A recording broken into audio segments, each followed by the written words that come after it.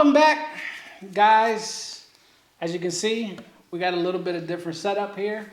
We're still sort of 6 feet apart. Maybe.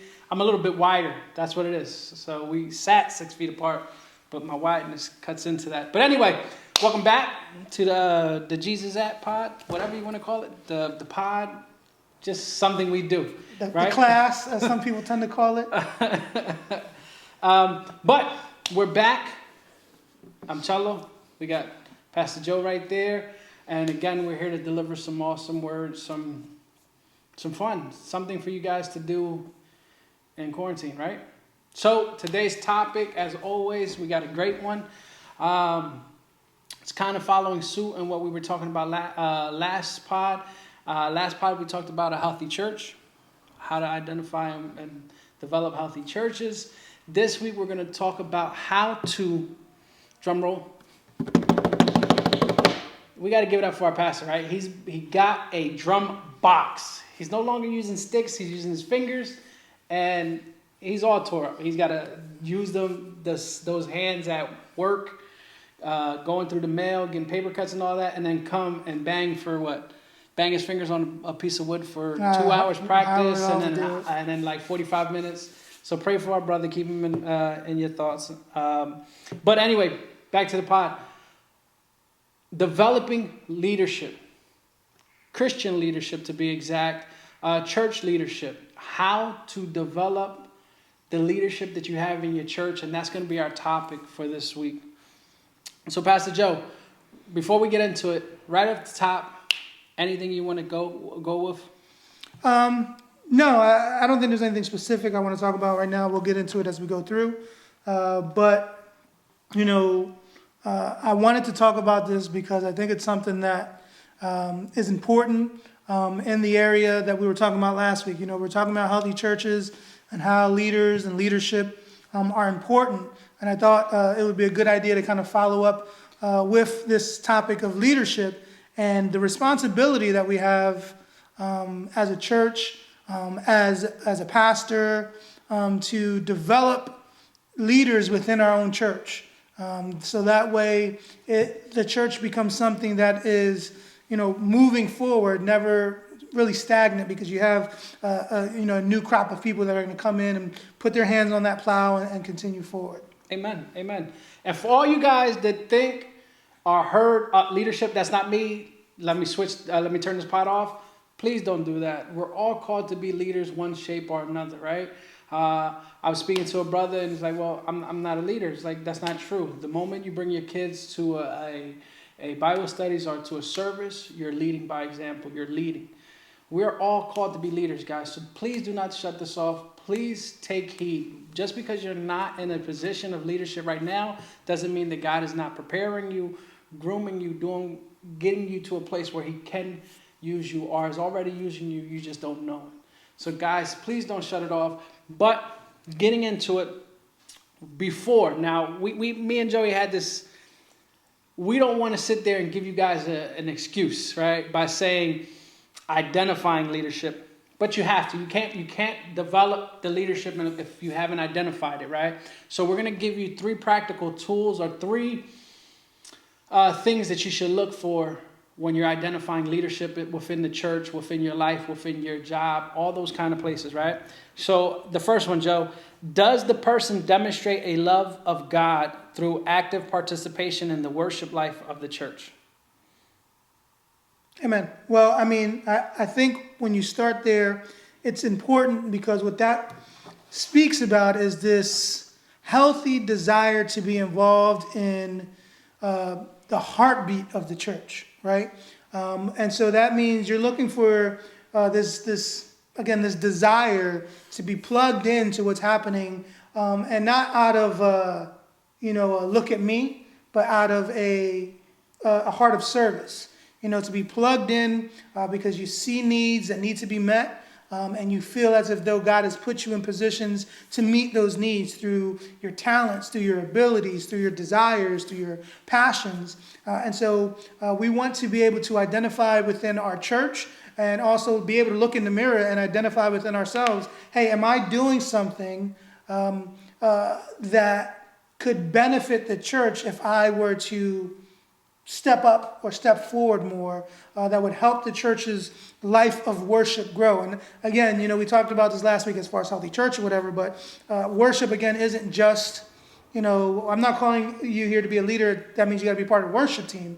That means sorry to use a fancy word, just a holistic church, right? Just everything about it. I know that word is that thesaurus out, that dictionary out, so I can explain. No, holistic. It's kind of like, and when I say holistic, I don't mean like the natural remedies. I'm rubbing it on the skin right now. Worship on the skin. I mean like holistic as an entire, like the whole church, that you see areas where you can be involved and help and really, for lack of a better phrase, take lead in those areas. For me, on the flip side, right? Not from a leadership perspective, but from a congregation member, like from a layman's perspective, it's awesome to see your leaders worship. It's awesome to watch you when you're drumming up there and you really get into it. You go all like, this is Joey, and you're just eyes closed, head up, and you're still banging, but you're going. Modi, when she gets in, Tiff, when she turns around and she's going for it, and Manny, you can see it. It is an awesome thing. Pastor Nosa, when she starts to worship, you can see it. And that encourages us not to hide or shun away from worship, but it encourages us. Not to mention, it shows that it's a necessity in the life of a believer, right? Worship is a necessity, right? All the other things that we like, we worship. Football, we love it, right? So we worship. Every Sunday we're there almost religiously watching, Monday, Thursday. All these things, we set our schedules to it. Those are forms of worship. We should be worshiping our God. And when we see a person doing that, that's an awesome example to show that he is unashamed of the God who's before him. Number 2, does the person demonstrate a love of the local church through the sharing of their time, talent, money, and service to the church and community? Amen. Peep the 3. Sometimes we like to give time. Sometimes we like to throw money at it. Sometimes money. Sometimes talent. We need the 3. We holistically, like Pastor Joe just said, we need the 3, right? All 3 of them. Money. Bridge of Hope is so awesome and so unique in the form that they don't hound us about money and tithe, even though it's needed. Even though it's important, even though it's tough, but our leadership, our pastors do an awesome job of shielding us and protecting us sometimes, even though we know that we should be stepping up in those areas. But they're always asking us for our talents. They're always asking us for our time. But we need all 3, Joe. Yeah, no, I agree. If you're going to find yourself in a role of leadership within a church, one of the telltale markers of that is someone who is able to invest in those 3 areas, those 3 arenas of their spiritual walk. And again, talent, fine. If you have a talent or ability that is unique to you, then let's use that thing. Stop right now. Before you sit there and say, I have no talent, That's not true. There is something you do and something you do well. Please understand that. Yes. And we can use it. Whether you sew, bake, clean, whatever it is, we can use it. Yep. Talk, listen. People, they come to me. That's a good one. I play, instrument at the church, but I don't necessarily believe that I am talented musically. I do it more out of a necessity, out of a sense of filling a need that's there. But my talent, and I know sometimes it might not come across this way, is talking. I can talk a lot when I need to. But again, like Chalo said, don't hear the word talent and automatically associate it with something that is easily visible. Again, out front, right? Like just because you're not blessed with the ability to sing doesn't mean you're not talented, or just because you're not blessed with the ability to feel comfortable public speaking doesn't mean you're not talented. It just means God has blessed you and equipped you in different areas. When it comes to finances, that's another area where I know it gets touchy, and that might be another pod all in itself. But when it comes to finances, the church the way we currently have presented finances has been to steer very far away from it. I know for me, I'm always shaky when it comes to talking about money and people giving money to the church, because I know there's a lot of baggage behind, people's mistrust and misgivings about what churches do with money and go, Send me your whole paycheck. I'll send you this Right, bottle and of that holy, kind of stuff. holy, One of holy water. some people might think it's crazy, but one of the things I find as a blessing is the area that God has brought me into being in a ministry is He has always had me working, another job, that my financial dependency has never been fully burdened on the church in any way where I have to, try to make people feel good about what I'm saying, because guess what? You're not paying me. I'm not worried about whether you give your tithe or not, because God has provided other ways. But financially, it's important because it shows a certain level of like dedication and commitment. It's hard when the bills are due and you want to give your tithe, and you're looking at the bank account. You say, I give my tithe, I pay my bills, and then I'm going to have about 47 cents left. Sometimes it's the opposite. If I pay my tithe, I can't pay my bills. Hey, But there is a measure of faith in that. And that, again, that's another part in itself. But a person who is taking these boxes not only shows a dedication to and commitment to the church, but understands the need and the importance of a fully functioning member of that church. And as he sees himself first as a child of God and then a servant of God in the form of whatever leadership role he has. And that's awesome, right? You never want to see somebody who is in leadership that, again, now that doesn't mean because you're in leadership you have to tick all these boxes. People struggle. There's times, there's needs. During this pandemic, we are understandably in a place where some leaders might not be able to because they lost their job, or they're just trying to make ends meet. That's not what we're saying. What we're saying is this person in general is a person who is giving of their time, talents, and financial abilities, right? And your financial ability might be different than the next man's. That's not what we're saying. What we're saying is a person who's committed to giving and not holding back in any area that God has required of him. That's all. Right? So 3, does the person relate to work well with other people and demonstrate that he or she is a team player? Amen. Go ahead. Well, I think that kind of sets up perfectly with something that's been coming up a lot and what I've been reading. And, not intentionally, I just have a cluster of things that I read or look at. And one of the things that I was reading, it was speaking about the 2 questions that were asked in Genesis 3 and Genesis 4. In Genesis 3... He had to bring it back to Genesis. I don't get it. We're talking about development leaders. In Genesis 3, God asked Adam the question, where are you? After what goes down, he's in the garden, he's looking for Adam and Eve. And, it's somewhat of a rhetorical question for God. He doesn't really need to ask, where are you? But I think that question was setting a stage for what we see in Genesis chapter 4 in the story of Cain and Abel, where Cain does what he does. And then God asks Cain the question, where is your brother? Right? And so I think in those 2 questions... Am I my brother's keeper? You see the reality of what we're talking about here as far as, what are we doing to invest in those that are around us? Because that's essentially what we're talking about with this 3rd point. And in those 2 questions, you see how God looks at how we relate with each other, right? His question is, where are you? Where's your brother? And so if you're going to be a leader, those are 2 questions you need to examine, right? Where am I? But also, where is my brother? That sounds like a sermon, and he's just wasted it on a little. No. There's a lot there, but yeah. But when we talk about that 3rd point there, I think it's important that those 2 questions come to the surface, right? That if you're looking to, or you have a desire to want to get into a role of leadership, that you have those 2 kind of examining questions of where am I, where's my brother?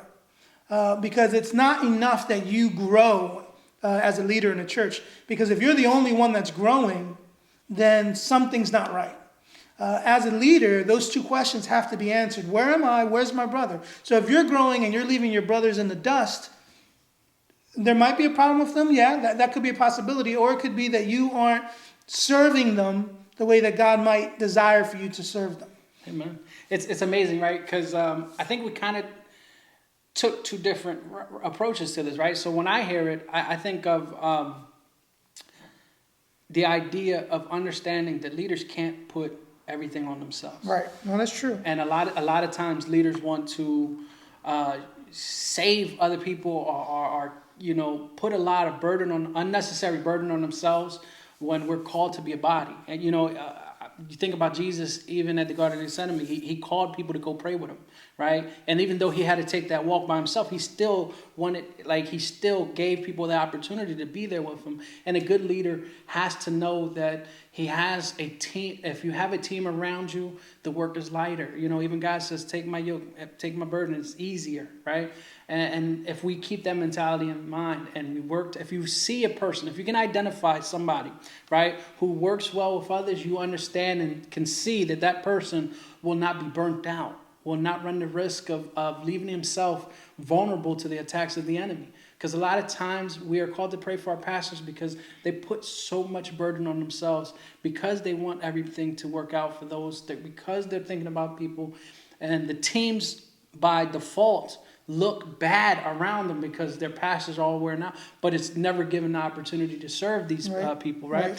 But again, on the other side, you got to have a team. You got to be able to identify other leaders who work well. And on the flip side of that, having leaders who work well as a team means you can get more done, more accomplished, right? It's not a me complex, it's a we complex, right? Yeah, no, absolutely. Absolutely, I agree with that. Yeah, before we move on real quick, to jump on that idea, I think it's really important that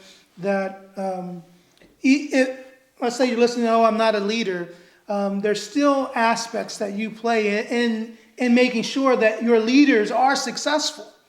That is perfect. So even if you don't see yourself as like, I'm not a leader, I'm just a follower or whatever, I'm just a member, but you play a vital role in making sure that the people that are in leadership aren't burnt out, like you said. But I think there's another part of that that's important also, is that leaders should be looking to exhaust themselves, right? But just not in their own efforts.